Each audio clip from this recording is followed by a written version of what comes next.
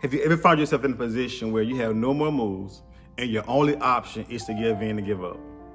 Whether you're playing a board game or a card game or just a game of life, where you have done all you can and to your absolute best, you have no other options but to surrender.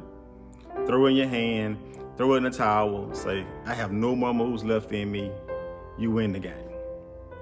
Why does it take us getting to that place in our natural lives before we just completely surrender to God? We allow things to happen to sometimes get us against the wall.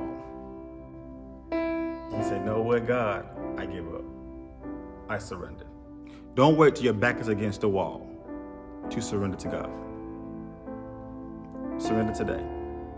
Give up your life and take upon His. Give up your desires and ask Him to give you His desires for your life. Paul writes this in Galatians 2, verses 20, beginning at verse 20. I have been crucified with Christ.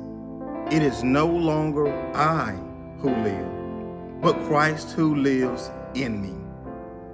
And the life I now live in the flesh, I live by faith in the Son of God, who loved me and gave Himself for me. Paul makes it very clear in Galatians that, listen, this life that I had, this life that I'm living now in my flesh, it's not mine. Listen, I live it by faith for the Christ who died for me. And I encourage you in the next few days to ask God to crucify your flesh so that you can freely surrender to Him. You can freely say, listen, now it's not I that live, but it's Christ who lives within me. It's not that my back is against the wall and I have no more moves. No, I'm allowing Him to teach me how to move. I'm allowing Him to move through me. Listen, so I can freely surrender.